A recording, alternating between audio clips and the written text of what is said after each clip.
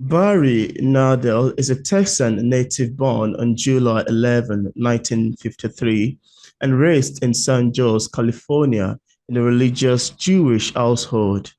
Initially studying archaeology and anthropology from 1971 to 1973, he later shifted gears to enology and viticulture, earning his B.Sc from UC Davis in 1957 and M.Sc in grape genetics in 1977. Notably, Dr. Nadel pioneered grape tissues culture at UC Davis and received the prestigious Winkler Scholarship in 1976. In pursuit of his Ph.D. in plant genetics, Dr. Nadel made aliyah to Israel in 1977, completing his doctoral studies at the Faculty of Agriculture, Hebrew University in Rehovot in 1981. Following this, he dedicated 6 years to researching plant biotechnology and physiology at the Faculty of Agriculture, venturing into entrepreneurship. Dr. Nadel founded a successful vegetable seed company, managing plant breeding, stock seed maintenance, and seed production for 22 years. Simultaneously, he served 13 years in the Army Reserve with notable roles in Lebanon and during the Intifada. Later, he volunteered full-time for 10 years with the Border Police, ensuring the security of Moshav Kfar Pines. In 2002, Dr. Nadel remarried Adasa, a soulmate from Manchester, England, leading to a profound spiritual transformation. Tragically, Adasa passed away in exam in 2004, inspiring a pivotal shift in spiritual perspective. Transitioning to the cannabis industry, Dr. Nadel served as the chief scientist for a medicinal cannabis company, contributing to tissue culture, agrotechnical research, and plant breeding. With three daughters, one son, and 10 grandchildren, Dr. Nadel, both divorced and widowed, has been writing for over 40 years. Spanning scientific and nonfiction works for the past 3 decades, its focus has been on fiction, culminating in the 2016 publication. And on today's episode of Auto Interview, it's my utmost pleasure and joy to have on the show the impressive Barry Nadel. How are you doing, Barry? Great. Thank you very much. I'm very happy to be here with you. Yeah, it's quite a joy as well to have you on the show today. I'm excited. So, Barry, could you tell us about your book, Seeking the Light of Justice, which is the first book in the series of Oshia Chronicles books? How does this Um, book come about? What inspired you to write Seeking the Light of Justice? it started out as a exercise with my children Hmm. to do something with them. So we decided to write something, a little story. And like with everything with children, the first time all four of them were involved. The second time only three, two, and then one, and then no one. And but I liked writing. And I had been writing for a long time in all sorts of different things, and I Hmm. decided to continue on my own. Um, I was influenced by a number of factors. One, obviously, the stories developed over the time, and um, as you stated, the general overall principle of the entire series is based on righteousness, faith, and justice. Hmm. The concept is the creation of a world where things could be different, Hmm. where uh, people could treat each other differently, where things could happen, develop. To give you an example, the Catholic Church restricted scientific development for hundreds and hundreds of years because it was against their doctrine. Yeah. So here, people are not restricted, and they can move forward, and things happen, and things develop. Hmm. Also, many things were lost along the way. Through my research, I found a lot of information. One of the things that astounded me was that the Romans had water power. They had water Hmm. powered mills and all sorts of things. And for some reason, for 1,600 years, that technology was lost and only brought back basically when the Dutch started with the windmills and water power that started to drive the Industrial Revolution in Europe. Wow. One of the things about my is that everything is highly researched. I do everything exactly as it should be. All the facts are correct. Any scientific facts I check. Any religious facts I checked with professionals.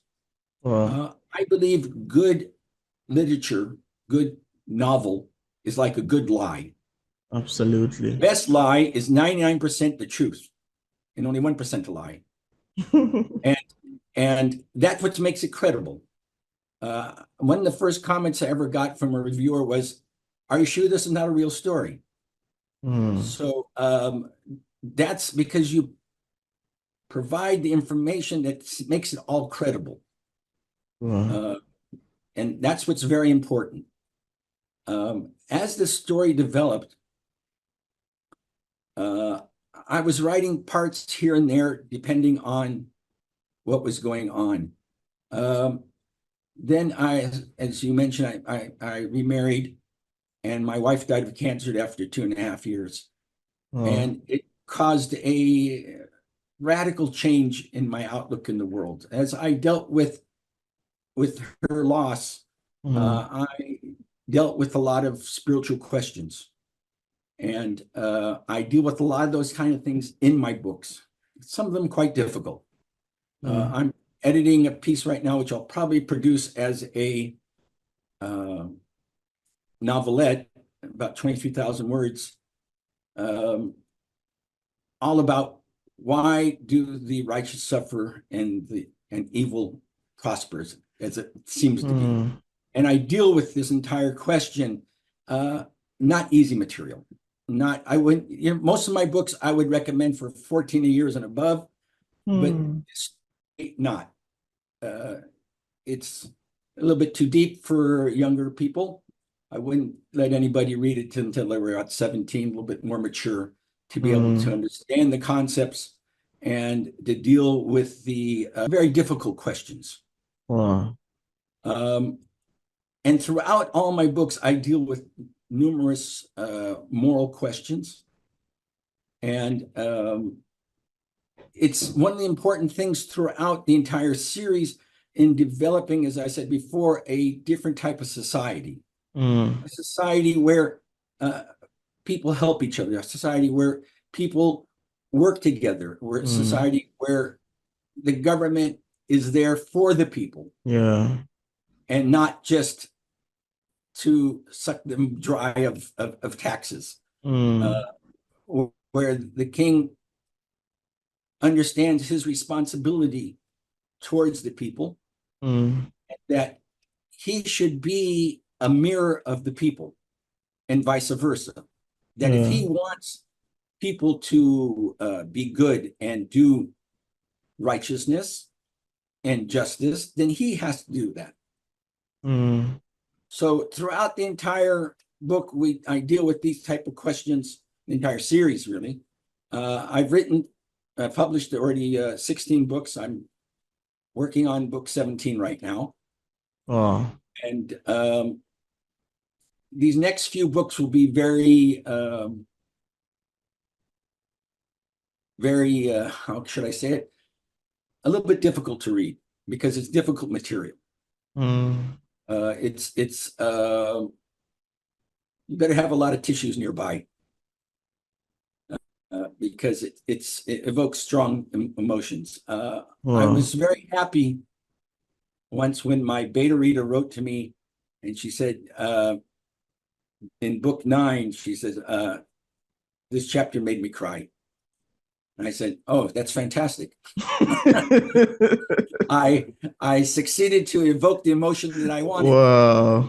So that made me very happy. That's quite amazing to know. The series is written on 3 different levels.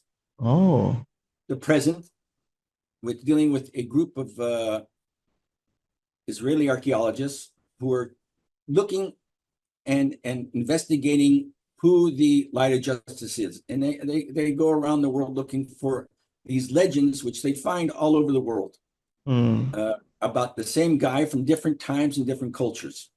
Wow. And then there is the actual person who wrote the Chronicles. His name is General Aaron Dory. And then he tells about the Chronicles themselves, which is the history of the Hoshian people. And I originally thought the first book would be enough to do an introduction, but when I realized what I wanted to get to, it ended up to be 6 books. The point that I was trying to get to was to write fantasy without strange critters and dragons and magic, but just to be right on the edge of it. In other words, and in fact, in book 15, there's a chapter about a discussion between the difference between spirituality and magic. Wow. Where a person accuses the king of doing magic. And he explains to him what it means to be highly spiritual in your ability to do things. In this book here, there's a chapter about the arrow that didn't fly straight. And the king was a superb archer, and he used red arrows. So everybody knew that if red arrows flying through the air, the king had fired it. Wow. And at the beginning of the battle, he sees the commander of the enemy, and he's going to shoot him. But before the king shoots any of his arrows, he says a little prayer. And his prayer is that God should only allow his arrows to hit people who deserve it, and not to kill anybody not deserving. Now, the enemy, the Malagoths, they have problems with fertility, and they steal children, and they raise the children to be warriors. And the man opposite him was once a Hoshian child. And he sees the red arrow coming straight at him, and he knows he's going to die. And he says a little prayer in Hebrew that he remembered from his mother 30 years before. And the arrow goes, just slightly changes direction, goes by him, and kills the guy behind him. And the guy just faints on the spot. So the question is, was this magic or is this spirituality? Wow. That's quite amazing to know, really. And I love your take, and I love your question on that. Sounds very amazing. Moving to my next question now. Now, Barry, I also see that you have another book titled Greenhouse Setup Manual. For readers who haven't read that yet, and of course, without giving much information away, could we have a sneak of what we'd expect picking up Greenhouse Setup Manual? I work with a greenhouse company. We designed a special mini greenhouse, and one of my jobs was to write growing manuals. And I wrote 3 manuals, one on medicinal cannabis, one on vegetables, and one on spices and herbs. And I saw that there was a lack of how really to just set up your greenhouse. You got the building up, what from there? So I put together a short manual that allowed people to first not design but to know how to put it up. In other words, by direction of light and weather and drainage and all sorts of utilities that you need to make sure all these things are available to you.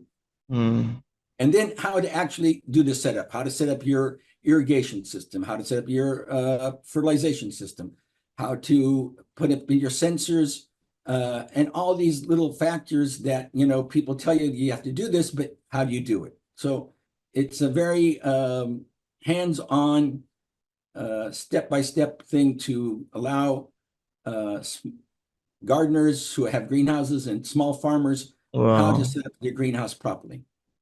Wow. That sounds very amazing to me. And I don't know if you have a copy of it there with you, do you? I'm not sure. Do you have No, a copy of it? You can no, I show to don't the have a copy. camera. Okay, I'm gonna have to attach a front cover of it somewhere beside, Okay. just so viewers I can can see. send it to you too. Yeah, just so viewers can see what it looks like. Now, Yeah. Barry, I've always been fascinated about how authors, especially novelists like yourself, craft long sentences and bring words together in a way that it eventually makes a great novel. These oftentimes leave me thinking about how exactly they got their inspiration and ideas. Now, as far as writing is concerned, I would also love to ask you, how do you get your inspiration and ideas? Where did they come from? Inspiration, I listen to music all the time. When I write, Oh, I listen to music. And when a song hits my soul and it talks to me, then I use concepts from it. Um, Also, I have a problem with if I have the idea, I can sit and write. wow, There's been days I just pop out 3,000 to 5,000 words wow, uh, because the idea is there and it just sort of flows out of my amazing. fingers. I don't have a writing block. The only time I have trouble is when there's trouble on the outside. Like right now, we're in the middle of a war, and I've had trouble writing sometimes. Sometimes it goes okay, but sometimes just, I'm worried about my son, I'm worried about my son-in-law and other people I know. Mm. And otherwise than that, I can write. Um, what I don't like is editing. I don't like editing. This book was edited by three different people, Wow, and I got bad comments about the editing. And wow, I bought what's it called? Pro Writing Aid. And I ran the program with the book, and I found 4,000 mistakes. wow. Today, I do all my editing with three different programs. One is never enough, and they all specialize in a special way, and it's a lot of work. In Mm. fact, it's equal or more to the time I write to do the editing, uh, especially if it's something I wrote many years ago. And over Mm. the years, you become a better writer and you need to edit less. But Mm. you have old material. I've been writing for so long, Ocean Chronicles over 30 years. It's close to 35 years already. Uh, uh, there was just lots of material.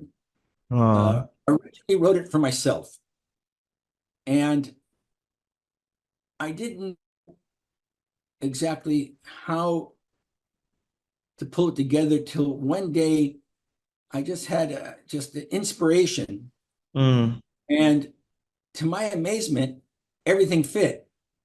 Wow. And then I decided that because of the material I was writing and how important it was to publish. And uh, I like writing, it's fun and allows you to do things and make your opinions where you couldn't get them out any other way. Mm. Uh, and Wow, that's yeah, quite lovely to know. I love your answers to these questions, really. It sounds very amazing and quite educative to me. So thank you for sharing. sure. Yeah. Now, Barry, I'm curious to know if you experienced any challenges in the process of writing your both books. If there is any, could you share with us what challenge it is and how you ultimately overcame it? Also, how do you react or how do you handle criticism as a writer, especially the negative ones? Would you love to talk about that? Luckily, I haven't had very many negative reviews. Uh, Most of them were dealt with at the very beginning with the problems of the editing. When it comes to the actual writing, I haven't had any negative reviews. Some a little bit better, some a little bit worse. But uh, in the Amazon scale of 5 stars, most of them are 3 and above. I Wow. think my average is 4.2 for this book. Um,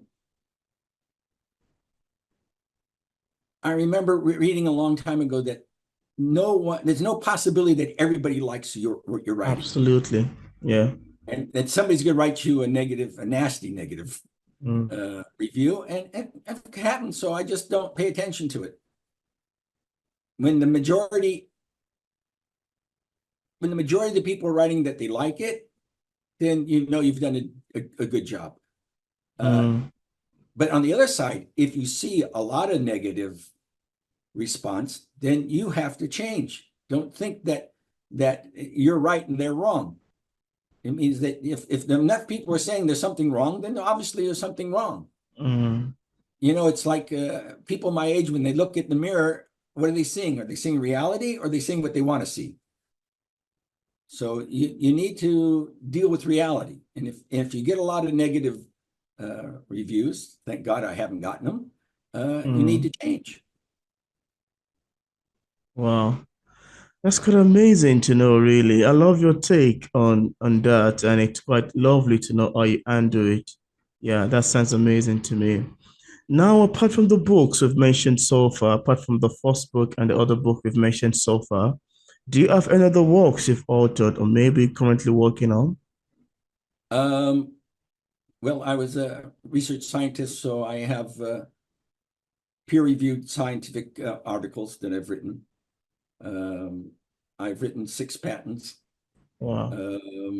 I wrote an article about second marriages and a short story called Life Thrusts Forth, which happened to me. I was driving to visit my parents, and I was thinking, I want to write something that's truly science fiction, that there's science involved. And I got the idea of a seed germinating on the moon, the first seed to germinate on the moon.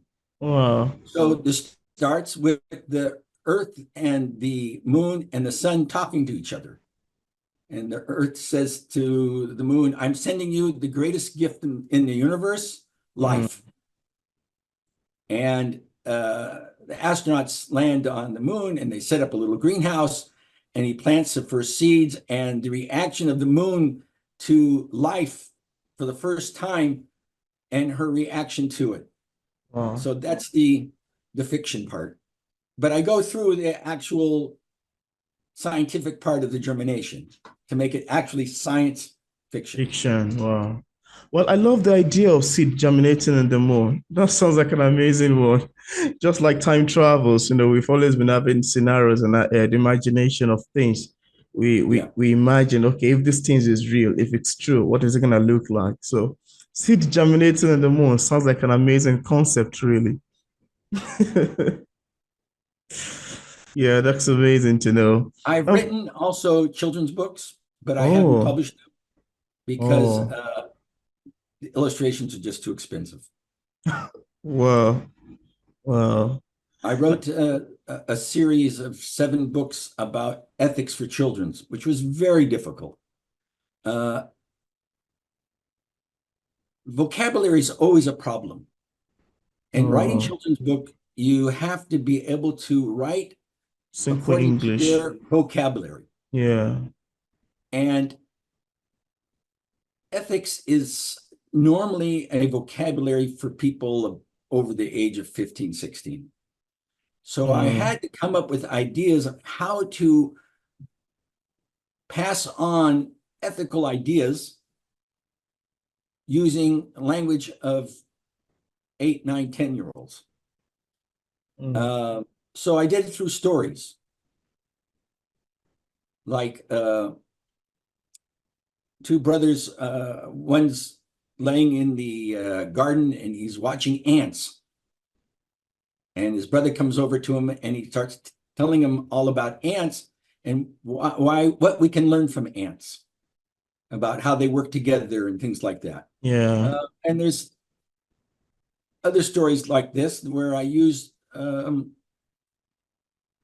stories to explain a ethical idea. And then I wrote a sort of like an ABC book. A is Oh. for this, B is for this, like C is for charity, D is for this, and that was a little bit difficult too because I had to find the right words. Z and X were quite difficult to find something that would make sense as I was younger. Yeah. Oh, that's quite amazing to know, really. I love the fact that you mentioned this. Yeah, sounds very intriguing to me. And Now, then I wrote Barry, it just like for little kids, yeah. a little three-part series called Grouchy Bear, Hmm. about a bear who wakes up from his winter sleep and he's grouchy because he's hungry, and how he chases a bee to find the beehive and to get honey. And Yeah. so Yeah. That's great. Now, could you tell us what publishing is like for a published author like yourself? Also, are there I'm any an indie challenges? author. Yeah, I'm an indie author. Oh, I tried for a long time to get publishers.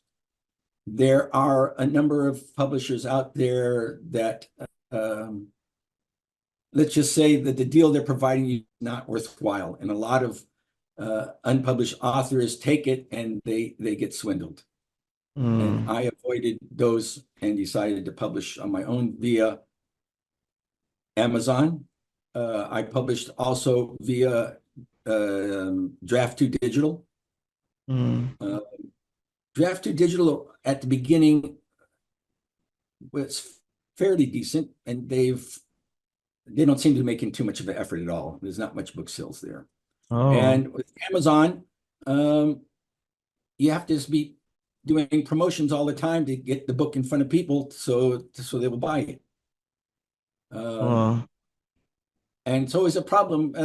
Listen, it comes down to money. To tell you the truth, if I had to do it all over again, the cheapest way to publicize your book is to go and have 500 copies made, go to one and give them away free. hmm, That's a lot cheaper than trying to promote your books over time, because it just, you know, these guys say, okay, we have 20,000 people in our email list, and it'll cost you $50, and you try it, and you sell one book. What a lot of people don't realize is that it's not your sale, it's your royalty. And your royalty is normally yeah, between $2.50 to $3. And absolutely. so if somebody's asking you for, let's say, $100 to do a promotion, you got to sell 50 books just to break even, Yeah, to get it back, you to get know. it back. And if you don't, then it's a loss. And most of them are a loss. Mm. Yeah, So that, so it's a business you need a lot of money. Turns out I didn't know it, but you do need a lot of money to do promotions, to do graphics. I do most of my own graphics. I've oh, had one book cover that was produced by a graphic artist. I have yeah, worked with two other graphic artists that in the end didn't produce what I wanted. I paid them, but I didn't use their art. wow. Wow, thank you so much for mentioning this. And I understand that, promotion and marketing is one of those greatest things that most authors struggle with, especially Yes. in the author. So, yeah, that's quite wholesome to know. Now, Barry, is there anything that you would love to share with the viewers about your books that we did not mention in this interview? I'd love the viewers to know. Um, well, for the nonfiction books, there's also two books about winemaking. Those are step-by-step books of how to make wine at home, both grape wine and non-grape wine. Um, the other books connected to greenhouse production are really excellent sources of overall information to provide gardeners and small farmers with everything they need to know to grow organic crops. Mm, There's lots of information about pest control and fertilizer, and then just basic information about each crop. wow. As far as the Ocean Chronicles go, um, besides dealing with very serious moral questions, I try to put in humor. I particularly love humor myself. It's I love important. stand-up comedy, and I always try to somewhere throw in something humorous. I think laughter is the best medicine. Absolutely, it is. Yeah. It is. It is. That's awesome to know. Thank you so much for sharing. Now, Barry, as a published author, what sort of advice do you have for other writers who are still struggling with publishing a book like yours? What would you advise people in this category? One, if you got to have money, no doubt about it. If you're Yeah, not good at editing yourself and you have to pay an editor, it's expensive. yeah, You need beta writers. You need a team, which is very important. You need a team that supports you. yeah, Uh, People who, even if it's a small group, if you just have 5 or 6 people who will buy your book no matter what, yeah, it helps. absolutely. Um, um, Actual publishing on its own. Listen, if you even today with regular publishers, publishing companies, Mm, it's not like it used to be. Nowadays, you have to come up with a sales plan. You have to show them what the size of your audience is, and they'll decide whether it's worthwhile for them to get into it or not. Because if it's not, then they won't publish your book, and mm, they demand a lot more from publishers. I mean, from writers than they used to. Um, so even if you're lucky enough to get to one, and to get to a publisher, you have to get to a literary agent, and yeah, they're yeah. close to Literary impossible to get agent. to. Yeah. I've tried off and on over the last 10 years. Uh, I don't know, I've turned to maybe 50 different literary Wow. agents, and no go. So I do it all on my own. Well, well, Um, so if you want to publish, it's very easy on Amazon. They take the lion's share. Also on Draft2Digital, they take the lion's share. If you have a book that costs the buyer, let's say $16, $15.99, you might make $2.50, $3, and that's it. So as I said before, this is your key to how much money you're going to put into any promotion yeah, against how much you could have come out of it. Because absolutely. you know, BookBub and a couple of the others, they have programs at $700. Well, $700, you got to sell 350, 400 books to make it worthwhile. What's the Mm, chances they're going to sell 400 books? Pretty slim. So, making sales is one thing, but the question is, do you have enough, deep enough pockets to back it up? mm, Oh, great. I had a promotion. I sold 200 books, but it cost me, in the end, I made no money, and it cost me an extra $300. mm, So that's great because you can show that you sold the books. I'll give you an example. On Crave book, they had a giveaway. This book, it was a month ago, there was a giveaway, and they have a good program because they get the people's email address for the book. You give them a free ebook, you get their email address. So it was up for one day, and 1,263 people took my book, wow. and that only cost me $5. So that was fine. You know, now I Mm, have all these people on my email list that I can approach them with all my other books. mm, Uh, so that's a good deal. yeah, it But is. most of them aren't that way. So you have to know, you have to learn where to go and how to do it. It's all, maybe I should make a video about how to avoid a lot of the traps, but many of them are traps. Um, there's a lot of con artists out there, and they're Yeah, just sucking the blood of indie authors who are desperate to get their work name out out there. there. Yeah. And you see that Amazon says most authors sell less than 200 copies.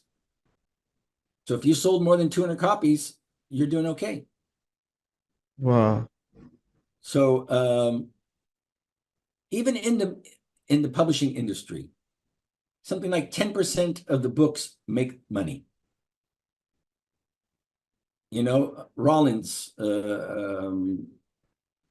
Isaac Asimov, Tolkien, these people, they brought in millions of dollars to these companies, while others, they either broke even or they made a few bucks, and they just have it as part of their inventory because, you know, you can't have a major publishing company and show that you only published 7 books in 1 year, you know? So they're publishing 200, 300, 400, 500 books, but most of them don't make any money. And if they do, it's just a small amount. Wow. Wow. I love your You know, a book analysis. that makes a couple $1,000s for the publisher means that he's losing money. I don't Mm, know how much money they need to cover their expenses, but you got to remember there's editors and there's production, there's absolutely. so I mean, if you're not selling enough money for them to at least get $20,000, $30,000 out of it, Mm, money. And that's a lot of wow. books. That's a lot Yeah, of it is. Well, I love your analysis, really, and I love the way you give this illustration and examples. Sounds very amazing to me. And thank you for your advice also. And I'm hopeful that viewers, including myself, will love to utilize it. Now, Barry, in case we have some viewers who are currently watching this interview and would love to get a copy of any of your books or both, what platform is it available on for purchase? all the books are available on Amazon and on Draft 2 Digital, and all the ebooks of the Oshim Chronicles are available on my website. Great, amazing. And I left a link in the description part of this interview where interested viewers can get a copy of Barry's Nadel's books directly on Amazon and also from his website. So thank you so much, Barry, for accepting the invitation to be featured on P English Literature. It's awesome having this conversation with you. Thank you very much. I enjoyed it very much. Yeah, my pleasure as Great well. success on your interviews with other authors. Yeah, thank you. That's much appreciated.